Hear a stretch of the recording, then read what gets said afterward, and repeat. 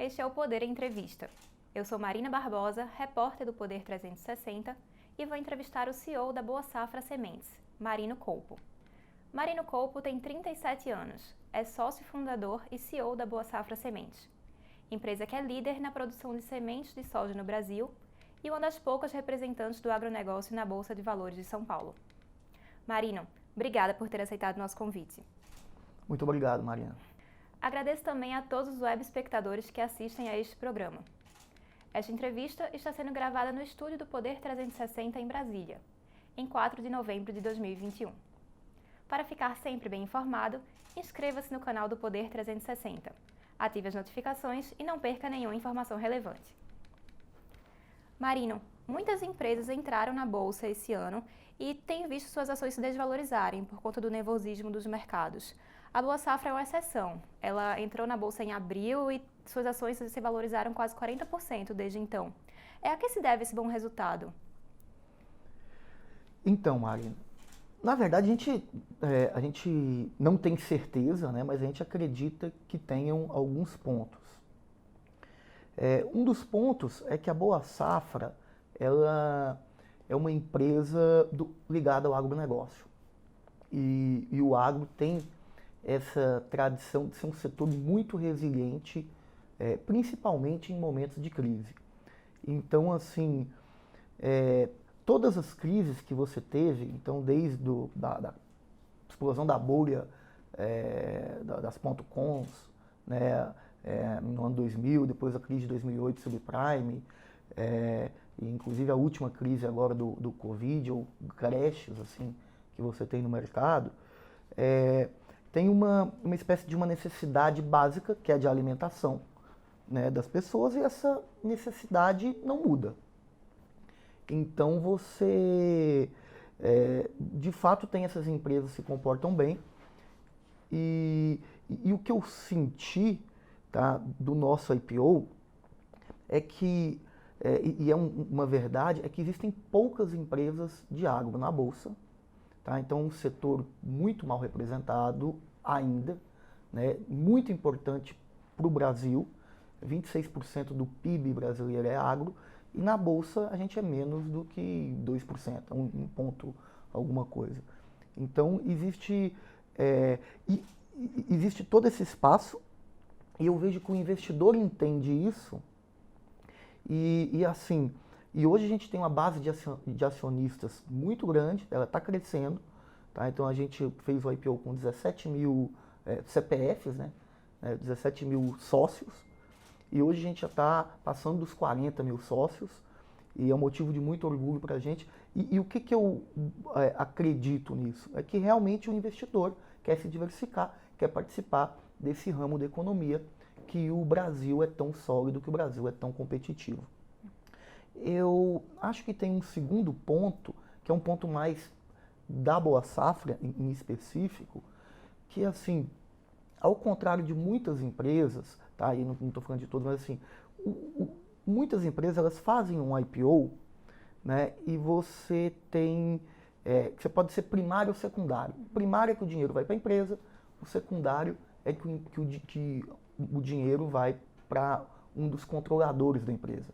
Muitas vezes você tem um fundo que investiu na empresa lá atrás e que quer sair, às vezes você tem um sócio que quer ter lucro e quer tirar uma parte do investimento que ele já fez, e não tem nada de errado nisso, é normal. Né? Mas o nosso IPO foi um IPO raiz, como a gente chama. Né? Foi um IPO que 100% do recurso foi destinado à empresa. Né? A gente tem um projeto de crescimento bem sólido, né, e de investimento nos próximos 5 anos. Né? A gente acredita muito no setor, acredita muito no desenvolvimento do negócio, e a gente fez esse IPO raiz, na qual o dinheiro foi todo para o negócio, todo para o crescimento. E então acho que esses dois pontos, tá no agro com tanta resiliência, e esse projeto de crescimento, esse IPO raiz, como a gente, né, como eu tenho falado, né, que realmente foi 100% focado para crescer. Então acho que isso tem feito um pouco de diferença no comportamento das ações da Boa Safra. Como você disse, o agronegócio é cada vez mais importante para a nossa economia, mas realmente é pouco representado na Bolsa. Por que você acha que isso acontece? Eu acho que é algo que deve mudar nos próximos anos, tá?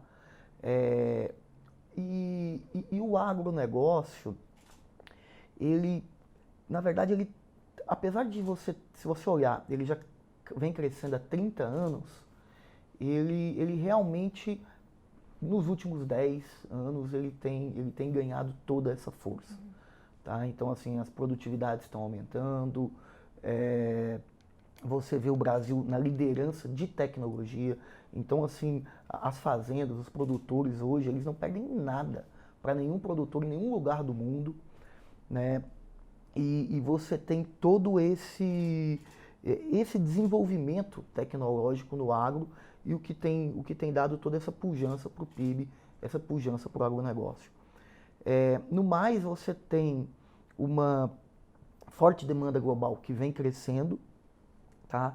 Mas assim, eu vejo que muitas das empresas do agro, elas foram formadas há pouco tempo, né? Então, é, e, assim, e tem muitas que ainda estão se organizando, tá? Então, assim, a gente teve um ponto que foi uma vontade nossa lá atrás, que eu me lembro quando a gente era uma empresa bem menor, e foi um dia desses atrás, tá? Mas assim, que a gente falava assim, ó, a gente é pequeno, mas organizado. A gente é pequenininho, mas limpinho, bem organizadinho. Então, a gente era uma empresa que lá atrás a gente colocou o melhor software de gestão na companhia. Né? Há 6 anos atrás a gente começou a auditar pela KPMG, né? A gente escolheu uma Big Four, né, para auditar. Então a gente sempre teve essa ideia de estar, enfim, crescendo, empresa em crescimento dentro do agro, que não era muito grande, mas a gente era uma referência em organização para o setor. Tanto é que todos os bancos, todo mundo falava, poxa, vocês são pequenos, mas são muito, muito organizados. Então a gente sempre teve um balanço muito organizado, toda essa organização. E a gente sempre teve essa vontade de fazer um IPO, então é uma vontade antiga, tá? Tem muitos anos essa ideia, né? Começou comigo quando eu era adolescente, mas assim, e a gente sempre teve esse orgulho de ser muito organizado. Então a gente foi convidado a fazer o IPO, né? Apesar de ser uma small cap, uma empresa pequena, né? A gente tem um baita potencial de crescimento, mas ainda é pequeno. E aí a gente foi convidado para fazer o IPO, eu acho que muito devido a essa organização. E é algo que está acontecendo no setor, mas eu acho que ainda tem muitas empresas que ainda têm um pouco de dever de casa para fazer. Então, por que eu acho que hoje não tem mais empresas? Eu acho que é um pouco afastado a Faria Lima do agronegócio, tá? Então, a gente teve que fazer muitas visitas, você tem... e quando eu falo Faria Lima, é uma gíria para representar o mercado financeiro, tá? Mas assim, então você vê que o mercado financeiro é um pouco afastado, não conhece tanto do agro. Se você olhar em termos de analistas, você tem muitos analistas que cobrem commodities e agro, tá? Então, o que eu percebo? A pessoa cobre petróleo, minério de ferro e soja e milho, né? Apesar de serem commodities, tem uma distância grande. Mas isso está mudando, tá, Marina? Então, assim, as empresas, os fundos de investimento, eles estão, né, montando equipes de especialistas em agro, tá, de pessoas que vêm do campo. Tem muitos agrônomos, inclusive, indo trabalhar no mercado financeiro. Então, isso tem mudado, o pessoal já despertou para isso. E do outro lado, eu vejo muitas empresas do agronegócio, ótimas empresas, se organizando mais, e não que não sejam organizadas, mas para fazer um IPO você precisa de um nível de governança, né, e algumas informações, né, com um nível de governança alto. Então a empresa buscando esse nível de governança e o mercado buscando esse maior contato. E eu acredito que assim, agora a gente está com o lançamento dos fundos imobiliários agros, o FIAGRO, né? E você tem o agronegócio crescendo, tá? Eu acredito que nos próximos 10 anos o caminho do agronegócio é para a Bolsa. E eu acredito que esse gap de 26% do PIB para 2% da Bolsa, ele vai ser corrigido. E eu acredito em muitos IPOs de empresas do agro na próxima década. Tá? Então a Bolsa vai ganhar um pouco mais de cara de economia real. Vai ganhar um pouco mais de cara de Brasil, né? Porque realmente, se você vê a grande maioria das empresas, né, são de São Paulo, enfim, São Paulo e Rio de Janeiro, tem uma concentração muito grande nas capitais. A gente é a segunda empresa goiana, né, a fazer IPO. Mas o Brasil, ele tem crescido muito no interior. Tá? O interior tem crescido mais do que as capitais e já tem alguns anos, já tem mais de 5, 6 anos que o interior tem crescido muito e o agronegócio tem ajudado a levar essa renda para o interior do Brasil, a desenvolver o interior do Brasil, o que é algo muito importante para o país também. Pela tua experiência com a IPO da Boa Safra, você tem sido procurado por outras empresas ou pensa em talvez fazer uma consultoria para outras empresas do agronegócio entrarem na Bolsa também? Assim, eu acho que consultoria não, porque realmente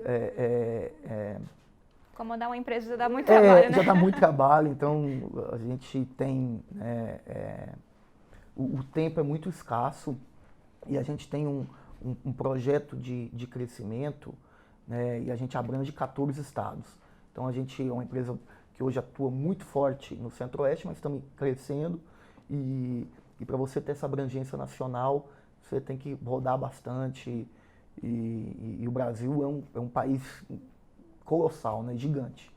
Né, então você realmente tem esse nível de trabalho. Mas tem muita gente sim me procurando, conversando, eu tenho conversado com várias empresas, sempre que eu posso, eu converso, sou bem aberto a conversar, enfim, para conversar sobre os prós, os contras, quais são as dificuldades, né, pelo menos que a gente passou, né, o que a gente viu. Né, mas é isso, eu acho que é um caminho muito bom para quem quer seguir. A Boa Safra reinvestiu o dinheiro levantado no IPO na empresa, né? Conta pra gente um pouquinho qual a situação da empresa hoje e quais são os planos de expansão. Então, hoje a gente está reinvestindo, tá? E nós temos aí um projeto. Porque o que acontece? Só para contextualizar um pouco o nosso espectador. A Boa Safra é uma empresa de sementes de soja. Então, o que é uma semente de soja?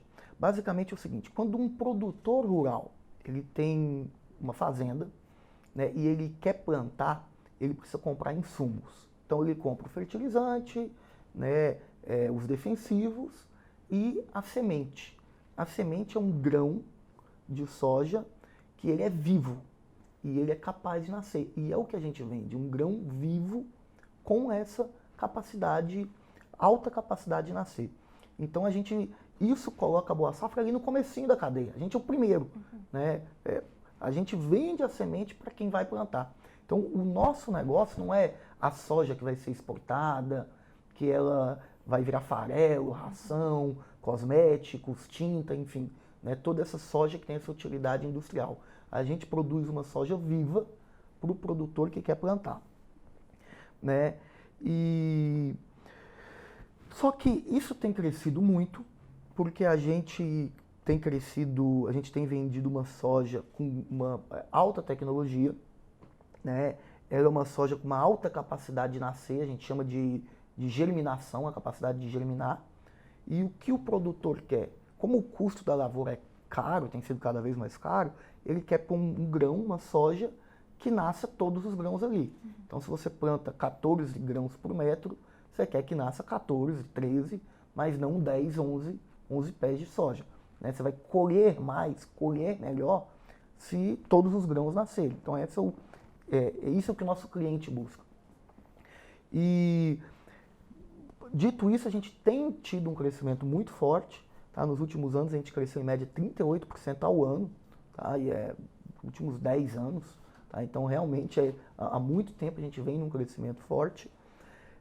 Mas, para continuar crescendo, a gente precisa de fábricas, plantas, né, centros de distribuição também, né, então é nisso que a gente está investindo, em novas unidades fabris, né, para beneficiar essas sementes e classificar essas sementes, né, centros de distribuição, câmaras frias, porque a semente ela é armazenada numa câmara fria, está refrigerada, então hoje a gente está chegando a 63 mil metros quadrados de câmara fria, né? Quer dizer, para você guardar a semente e ela ficar viva ali, né? Ou com a gente chama de baixa atividade celular, mas é como se a semente hibernasse. Você quer deixar ela guardadinha, com a qualidade preservada, para quando no início das chuvas, geralmente agora no mês de setembro, outubro, né, novembro, ela seja retirada dessa câmara fria e plantada pelo produtor com a máxima qualidade e ela nasça aí esses 14 grãos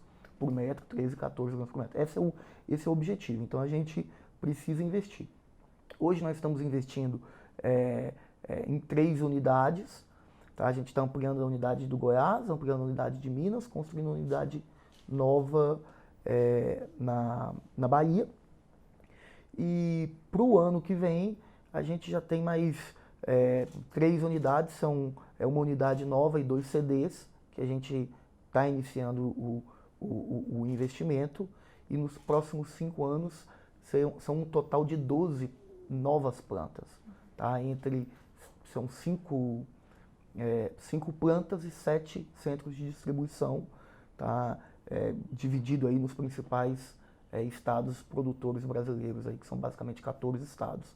Então esse é o objetivo e a gente ainda está investindo. A gente não utilizou todo o dinheiro do IPO ainda, tá? Mas a gente deve estar utilizando nos próximos 3 anos para construir todas essas plantas e estar expandindo. Com essa estrutura, vocês passam a atender todo o Brasil? Sim, o objetivo é em 5 anos a gente já está atendendo 100% do território nacional. E quando você olha em termos de negócio, tá? O negócio de sementes, e aí a gente compara muito aos Estados Unidos. Por que os Estados Unidos? Apesar do Brasil já ser o maior produtor de soja, o maior produtor de alimentos do mundo, a gente passou os Estados Unidos há 5 anos atrás. Né? E a gente é maior do que eles, mas não é tanto assim. Então ele é um grande país similar ao nosso. Mas a América, ela começou a liderança dela no setor de soja depois da Segunda Guerra. Então ela foi líder aí por mais de 60 anos, a gente é líder por 5. Né? Quando você olha lá, que é um mercado mais maduro, no setor de semente de soja, os 3 maiores empresas de semente, elas têm 59% de share no mercado. O líder tem 27% de market share no mercado de sementes americano, sozinho. E quando você olha a Boa Safra, ela é uma empresa que tem 6%, tá, de share, 5,8% de share no mercado brasileiro. Então, assim, se o mercado for na direção do americano, né, o que a gente pensa que vai acontecer, a gente tem um grande potencial para aumentar o market share e aumentar nossas vendas. Por isso que a gente tem esse projeto, por isso que a gente fez o IPO, para investir nessas plantas e está aumentando o nosso share. O Brasil é muito pulverizado, então se você pegar no Brasil as top 10 empresas, elas têm 23% do mercado, tá? Quer dizer, o maior americano tem mais share, 27%, que os 10 brasileiros com 23%, e a gente tem só 6%. A gente acha, então, que é um mercado que tem escala, está crescendo, é um grande mercado e que tem essa possibilidade de consolidação, né, se caminhar na mesma direção que caminhou nos Estados Unidos, que é o que a gente acredita. Qual é a meta de vocês? Até quanto desse mercado? A gente, na verdade, a gente não pode dar um guidance, tá? Então, mas a gente tem um projeto de crescimento, a gente acredita ser possível continuar crescendo nessa velocidade, tá? só para dar um número para você, o mercado, no geral, tem crescido 7,2% ao ano. Então, é o mercado de insumos que é o nosso, realmente um mercado que cresce muito acima da economia, tá? Esse 7,2 é os últimos 20 anos, então cresce muito. E a Boa Safra, ela, né, vem crescendo aí em volume em torno de 25% ao ano, em faturamento 38% ao ano. Né? Então a gente, eu posso falar mais do passado, a gente quer continuar crescendo, espera, né, continuar crescendo acima do mercado nos próximos anos com esses investimentos e, obviamente, com esse dinheiro, né, que a gente captou na oferta de ações. Agora, você falou que o mercado brasileiro é muito pulverizado e o dos Estados Unidos tem uma concentração, né, nos grandes produtores. Por que essa diferença? E a gente consegue chegar nesse ponto de concentração também dos Estados Unidos? Eu não digo nos produtores, tá? Porque o produtor lá nos Estados Unidos e no Brasil é bem pulverizado, tá? O produtor é o produtor rural, quem tem a terra da semente, e planta, né? é quem produz. O nosso negócio é meio específico de semente, de insumo. Quer dizer, então ele é o que a gente faz. A gente vende uma soja especial que o produtor planta. E nesse setor em específico, nos Estados Unidos é bem consolidado. Né? Eu não acho que os produtores vão se consolidar. Tá? O que o produtor geralmente produz? É uma soja, um milho, enfim, feijão, ou outros produtos que a gente não atende, mas né, a gente é focado em soja, mas ele produz a soja mais como uma matéria-prima industrial, que é 98% da soja do Brasil, ela serve como matéria-prima para a indústria. Então vira cosméticos, tinta, ração, farelo, alguma parte como comida, leite de soja, enfim. Então, 98% da soja é produzida para isso e uma pequena parte ela é produzida com essa alta qualidade e ela é vendida como semente. E a gente atua bem nesse nicho. A gente acha que tem sim essa tendência a se consolidar, até porque, eu acho que por 2 pontos. Você tem um ponto no nosso setor que é marca. Tá? Então, a Boa Safra hoje é uma marca muito boa, muito reconhecida. Tá? Existem outras marcas no mercado, mas a gente tem feito um trabalho muito forte na marca e o produtor, ele tende a comprar uma marca que ele confia, uma marca de sementes. Então, isso aconteceu nos Estados Unidos e a gente acredita que já está vendo isso acontecer no Brasil. Então, o produtor, ele quer comprar uma marca que ele sabe que tem garantia, que tem qualidade, enfim. Né? Então, ele acaba comprando essa marca de sementes. Ele os insumos, os fertilizantes são caros, os defensivos são caros, a semente também, né, ela tem o preço, mas assim, ele não pode errar na semente. Então, é um insumo que é muito importante para o produtor. Se você erra num fertilizante, o fertilizante falha, você pode aplicar um fertilizante foliar depois. Se você erra num defensivo, você pode, enfim, aplicar aquele defensivo uma semana depois, você aplica. Mas se você errar na semente, se a semente nascer mal, não existe o que fazer. É só na próxima safra, no próximo ano. Então, o produtor, ele tende a comprar a semente de uma marca que ele confia. E o segundo ponto é porque, para você fazer essa semente de qualidade, o nível de equipamentos e o investimento, ele tem sido alto. Tá? Agora a gente tem importado alguns equipamentos da Alemanha, né, para a nossa nova indústria, essa da Bahia, e também todos os equipamentos de refrigeração, esse grande número de câmeras frias. Então, assim, o cliente, ele quer comprar uma marca boa que vai nascer, mas a marca, a empresa, que é o nosso caso, precisa também do investimento, um grande investimento de capital, né, para manter essa expectativa de quem está comprando.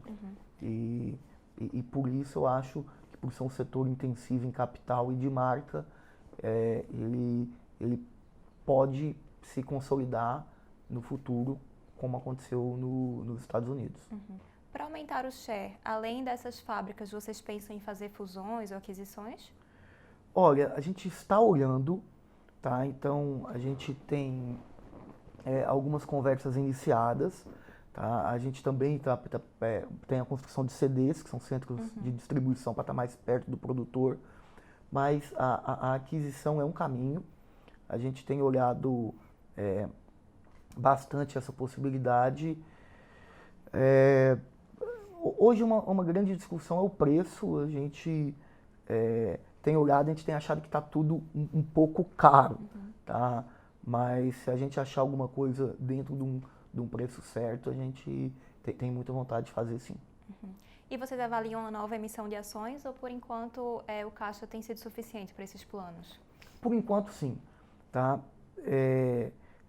Esse é um ponto muito interessante de uma empresa listada, que ela pode, né, se ela precisar de mais caixa, ou se ela realmente achar alguma operação que faça muito sentido, ela pode emitir novas ações, né, captar dinheiro e crescer sua operação. Então é algo que a gente está sempre de olho, mas para o nosso plano orgânico, que é o plano A, né, a captação foi suficiente e a gente tem esse plano de crescimento bem arrojado para os próximos 5 anos. Talvez num plano B, então. Se houver alguma boa oportunidade, né, por que não? Mas a princípio não. A princípio a ideia e os recursos captados são suficientes para a gente continuar crescendo enfim. Marino, apesar dos bons resultados da Boa Safra, o cenário tem sido de muito nervosismo nos mercados recentemente, por causa do risco fiscal. Como você avalia a situação econômica do país? Marina, assim, eu me sinto mais confortável em falar de agro, né, em falar do meu setor. Eu realmente não sou assim um especialista em economia, em cenário macro, né? A gente, então eu falo mais como observador, tá? Sim. Mas realmente a gente tem um cenário que a taxa de juros está subindo, tá? Ele é um cenário que preocupa, tá? Preocupa um pouco, porque assim, o agronegócio como um todo, ele é um setor de ciclo longo. Então, como é que é? Para quem é do agro, né, isso é muito simples, mas para quem não é, normalmente, por exemplo, o cultivo de soja, você planta em setembro, outubro, novembro, e você vai colher lá em fevereiro, março, abril. Então você tem uma colheita por ano. Tá? Então você colhe soja uma vez por ano. Se você faz a safrinha, tá? Depois você planta o milho e colhe uma vez por ano o milho. E é isso, então você tem 2 colheitas. O produtor, ele tem um custo muito grande, porque ele precisa comprar as sementes, né, mas todo o fertilizante, todos os insumos, e ele acaba comprando isso em junho, julho, agosto, né, planta em setembro e ele vai receber em abril. Então você precisa esse ciclo, ele é longo, né, ele não é como outros negócios, né, e isso é até importante falar do nosso balanço também, que a gente é assim, né, mas toda a cadeia do agro não é como outros negócios que você tem faturamento toda semana, que você tem um faturamento reloginho todo mês. Então isso faz com que o agro seja bastante dependente de crédito, né? Por quê? Porque você tem um custo muito grande e você vai receber só lá na frente. Então esse é um ponto no agro, não no Brasil, em todo o mundo, né? Todo o agronegócio é assim, ele é muito dependente de crédito. Então acho que eu prefiro falar para o agro. Eu acho que esse cenário de alta de juros, ele impacta o agro principalmente nesse sentido. O agro é o que vem puxando o PIB do Brasil nos últimos anos. Qual é a tendência para o setor daqui para frente? Em 2021, por exemplo, a gente projetava uma safra recorde, mas os efeitos climáticos tiveram impacto em algumas produções, como a do milho, por exemplo, né? O que é que a gente pode esperar do agro nos próximos anos? Vou falar um pouco de longo prazo, aí a gente pode entrar no curto prazo, mas assim, o cenário é muito promissor, tá? Existem até empresas, já se fala até numa década de ouro para o agronegócio do Brasil. Mas o que é o cenário de longo prazo? Tá? Você tem dois grandes drivers para o agro hoje. Tá? O primeiro deles é um aumento de população. Então, o mundo hoje tem 7,4 bilhões de pessoas. Tá? Esses são números da ONU em 2020, tá? Ano passado, 7,4 bilhões. E em 2030, eles preveem que o mundo vá para 8,2 bilhões de pessoas. Então, a população mundial vai aumentar em 800 milhões de pessoas. Tá?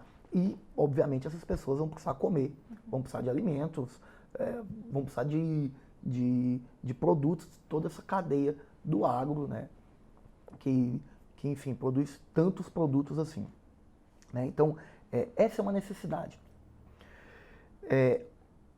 Hoje o Brasil já alimenta 1 bilhão de pessoas. Então, 13% da comida do mundo é produzida no Brasil. E a ONU estima que 40% do aumento de demanda que vai ter de comida no mundo vai vir do Brasil. Então o Brasil vai, nos próximos anos, todas as estimativas apontam que o Brasil vai ser mais relevante ainda. A gente deve passar desse share 13% da comida do mundo, a gente deve aumentar ainda mais e aí para 16, 17, até 18% da comida no mundo ser produzida no Brasil. Então isso é muito importante. Então isso já mostra que o cenário é muito bom. E você tem um segundo ponto, que é uma melhora de renda no mundo. Então, se você pega países, por exemplo, a China, quando ela chegou num PIB per capita, o PIB per capita é quanto uma pessoa ganha por ano. Quando a China chegou em $2.000 de PIB per capita médio por habitante, o consumo de alimento disparou. Por quê? Porque é normal, né? Quando você tem uma população, uma pessoa que começa a ganhar um pouco mais, a primeira coisa ela come melhor. Então essa é uma tendência muito forte. E você tem a China, né, que continua crescendo o PIB per capita, né? Já ela chegou nesse nível aí tem quase 8 anos, então tem crescido muito. Mas você tem outros países que têm uma grande população. E eu destaco aqui a Índia, Paquistão, Nigéria, Egito, você tem a própria Tailândia que está crescendo muito, em toda a Indonésia. Então são países em que a população, que concentram 25% da população do mundo, estou tirando China, tá? E que estão ganhando mais e que vão comer melhor. Então você tem esses dois drivers. População cresce, tá? E renda per capita cresce, e as pessoas vão consumir mais commodities agrícolas. Tá? Esse é o cenário básico. E o Brasil, ele é um país que a gente tem uma vantagem competitiva muito grande, tá? Principalmente nos grãos, porque a gente, enfim, tem uma terra muito boa, solos férteis, mas você também tem um bom índice de chuvas e um bom índice de luminosidade. Então a planta precisa de fotossíntese, ela precisa de água e luz, né? E a gente tem isso em abundância, né? Então você tem aí o Brasil como um exponencial nisso. O Brasil, ele é o melhor no agronegócio, no mundo hoje. Então a gente tem essas vantagens competitivas. Então a gente, lamentavelmente, não pode falar isso de muitos outros setores, né? A gente não é o melhor em produção de veículos ou tecnologias, né? Gostaria que fosse, né? Mas no agro a gente tem a vantagem, a gente é o melhor no mundo. Tem muita tecnologia no agronegócio. Então o Brasil tem se especializado, está aproveitando também sua vocação natural, né? E você tem esse cenário aí de longo prazo que ele é gigante, né? Muita demanda, né? E o Brasil capaz de suprir. Então o Brasil ele deve continuar liderando e aumentando essa liderança, é o que todas as projeções nos mostram, tá? Então eu acho que esse é o cenário do global de futuro, né? Então se você olhar, a demanda ela vai crescer, a tendência é para cá, né? Enfim, você pode ter solavancos de curto prazo, né? Um problema ou outro, mas se você olhar, o agro tem crescido há 30 anos no Brasil, a demanda de soja tem crescido há 30 anos no mundo e tudo mostra que ela vai continuar crescendo nos próximos 10, nos próximos 20 anos. Então você tem essa tendência. As mudanças climáticas afetaram a produção brasileira esse ano, com a seca prolongada e com as geadas. Essa questão climática preocupa? Bastante, tá? Hoje é uma preocupação, né? E até é um ponto que eu sempre gosto de falar, e assim, o Brasil, ele tem uma legislação ambiental muito boa, tá? Sempre teve. Então, assim, muitos gostam de falar, poxa, mas a legislação ambiental é péssima. Não é. Se você for olhar, a nossa legislação ambiental é muito melhor que a americana, muito melhor do que de toda a Europa. O nível as regras de preservação são muito altas, então, em muitos países você nem tem essa obrigação de preservação, tá? No Brasil você tem ela no Cerrado, 35%. Se você for lá pro norte do Brasil, no bioma mais amazônico, 80%. Então, se você tem uma terra, você poderia abrir aí no máximo 20%. Então, assim, você tem toda uma legislação de proteção dos rios e ela funciona muito bem. E uma das verdades é que a grande maioria dos agricultores, tá? Aí eu não vou falar 100%, né, mas a grande maioria dos agricultores, ele quer preservar o meio ambiente, ele é um amigo do meio ambiente e ele ajuda muito a preservar, tá? Então, e isso é muito importante, tá? Porque assim, a agricultura, ela realmente é muito amiga, a gente entende isso. O que acontece é que, obviamente, você tem alguns, né, agricultores que não pensam dessa forma em algumas regiões, tá? Mas, assim, hoje é a minoria, tá? Então, o clima realmente preocupa. A Boa Safra, a gente tem tentado fazer iniciativas ESG, a gente pode discutir, né? Mas eu tenho visto cada vez isso mais preocupante na cabeça de todos os agricultores, e realmente o clima tem mudado, e eu acho que não pode ser só uma preocupação do Brasil, como não é, mas ela tem que ser uma preocupação global, e você tem tido muitos esforços nessa direção, apesar de ainda, né, um pouco tímidos. Eu acho que tem mais coisa que dá para ser feita, mas a gente vê, sim, iniciativas muito boas nesse sentido. Você disse que a legislação ambiental brasileira é muito boa, mas o Brasil tem sido muito mal visto internacionalmente por conta da questão ambiental. Por que você acha que isso acontece? O que é que a gente precisa mudar para alterar essa imagem? Olha, exato. Eu acho que hoje é uma questão muito de imagem, tá? A gente está com uma imagem muito ruim, tá? De preservação ambiental, tá? A verdade é que realmente não é assim, tá? E eu estou te falando da maioria esmagadora mesmo dos produtores rurais, da maioria esmagadora das regiões.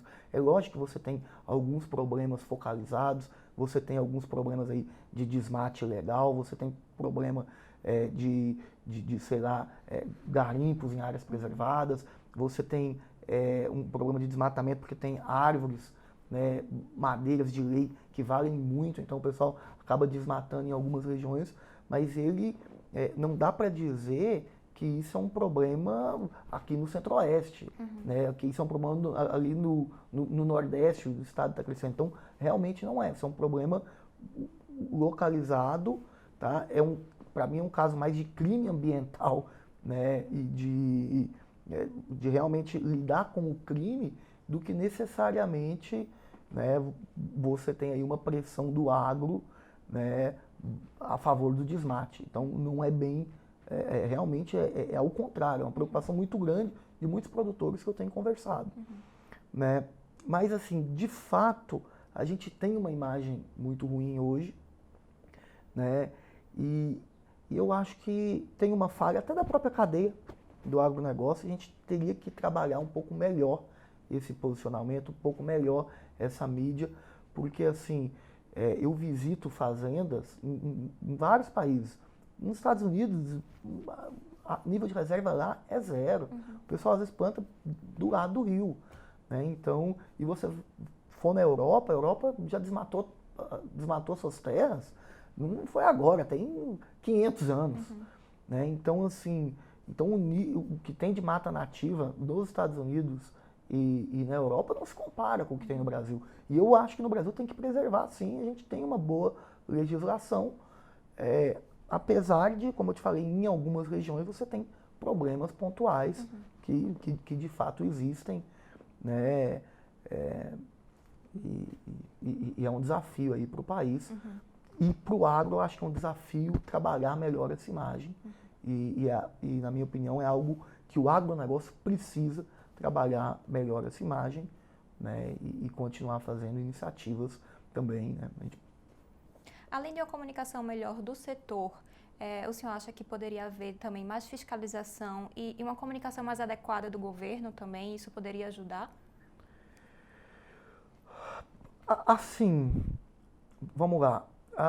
O nosso negócio está muito longe, né, dessas áreas, tá? Então, assim, realmente, eu digo, quando a gente fez o IPO, a gente conversou com muitos investidores e o pessoal falava assim, pô, mas vocês produzem semente na Amazônia? Eu falava, pô, justamente, é um receio muito grande dos investidores, né, em relação a gente fala assim, a isso. o nosso negócio de semente é, sei lá, 5, 6 mil quilômetros da Amazônia. É completamente, né, a gente está aqui em Brasília, a gente está aqui próximo, aqui é bastante seco. Sim. Se você andar aqui, você vai ver que nós não temos nada a ver com esse clima amazônico. Então, realmente é muito longe. Eu te confesso assim que eu nunca fui na região em específico. Quero até fazer uma viagem para a região, mais para o Pará, nos próximos meses, para conhecer. Então, eu não sei. Para mim é muito difícil eu te emitir assim, olha, não existe fiscalização suficiente. O que eu já li a respeito? Que você tem uma reclamação do governo e dos agentes que o território é muito grande, né, e que você realmente uma área muito grande, essa área amazônica, para cobrir, né, e que é um desafio imenso cobrir toda essa área. Então, me parece que sim, né, que cabe mais investimento, enfim. Mas eu não posso afirmar, porque realmente a gente não opera nessa região específica e eu também não conheço, para dizer. Tranquilo. Marino, o presidente Bolsonaro disse recentemente que faltará fertilizantes e que o Brasil pode ter uma crise de desabastecimento em 2022.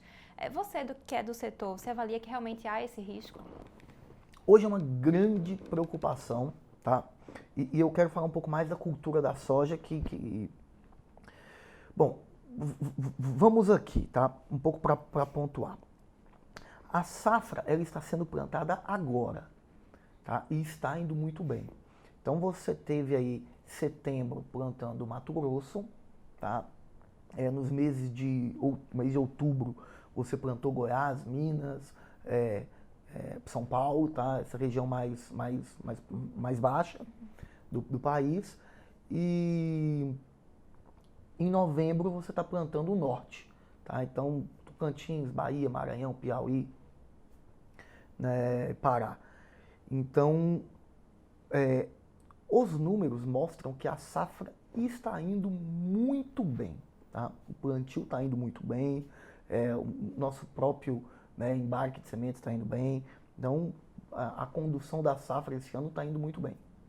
Quando você fala esse ano, já é 21, 22, né? Exato, porque a gente está plantando agora e vai colher em 22. Em 22, vai colher em abril, fevereiro, março, abril, fevereiro. Fevereiro colhe o Mato Grosso, que plantou primeiro.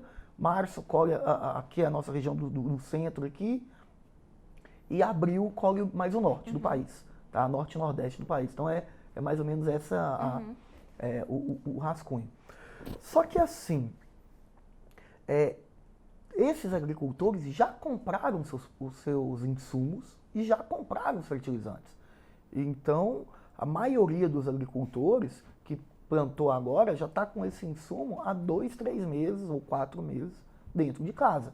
Né? Todo mundo tenta comprar antes, porque né, pode acontecer, pode, mas não é muito comum você, sei lá, tá recebendo o insumo e plantando na mesma hora. Né? Você tenta antecipar isso, na grande maioria das fazendas. Tá? Então, eu não vejo um grande problema para agora, porque todo mundo já comprou antes dessa escalada de preço, antes dessa alta, tá? Antes dessa falta de matéria-prima. Então, eu não vejo esse problema agora, pelo contrário, acho que a safra está indo muito bem e tudo me leva a crer que a gente vai ter outra safra recorde no ano que vem. Então vai colher muito bem. Por quê? Porque o país vai colher com algo que ele comprou antes. Para o ano que vem, o cenário mudou. Tá? Então, o que vai ser plantado em setembro do ano que vem, né, que aí é a safra 22/23, quando você olha a conta hoje, ela muda, já é uma conta bem mais apertada, né, na qual os insumos estão bem mais caros, principalmente fertilizante, muito mais caro, e o preço, né, o preço subiu, né, nos últimos 2 anos, mas quer dizer, os insumos eles subiram muito e estão agora se aproximando bem do custo de venda. Tá? Então, realmente é um cenário mais desafiador para a agricultura no ano que vem. Agora, é importante também entender que tem muita coisa até chegar lá. Tá? Você tem um plantio da safra americana, que os Estados Unidos, no hemisfério norte, eles vão plantar em abril, tá? Em março, abril. Então, primeiro, e toda essa alta do fertilizante, a gente deu um pouco de sorte. A verdade é essa. Porque a gente pegou o pessoal comprou no fertilizante um pouco mais baixo e vai colher e vai plantar em setembro. Já a América, ela vai precisar plantar a safra dela em abril. Então, tem muita água para passar debaixo da ponte. A gente vai ver o volume que a América vai comprar de fertilizante, se eles vão diminuir esse volume, né, e tentar equalizar um pouco, porque o nosso plantio ele vai ser depois. Então, primeiro os Estados Unidos vão pegar esse preço alto do fertilizante e depois o Brasil. Primeiro o hemisfério norte, tá? O hemisfério norte pega e depois o hemisfério sul, né? No caso o Brasil, vai pegar esse preço alto. Então tem muita coisa para acontecer. Mas sim, hoje o cenário é esse. Tá? Eu tenho conversado com algumas fábricas que ficam na China. Você tem um problema focalizado na China. Lá na China, a maioria das fábricas que eu conversei, né, o pessoal tem fechado às 4 horas. Então o pessoal trabalhava às vezes 2 turnos, 3 turnos. Né, trabalhava direto, 18, 20 horas por dia, né, nessas fábricas, mas elas estão sendo forçadas por uma lei do governo que obriga todos a fechar às 4 horas da tarde por causa de um problema de energia que você está tendo na China. Mas como eu falei, eu acho que é cedo, porque nós estamos, né, tem um problema hoje, mas daqui até setembro do ano que vem, esse problema pode se normalizar ou diminuir.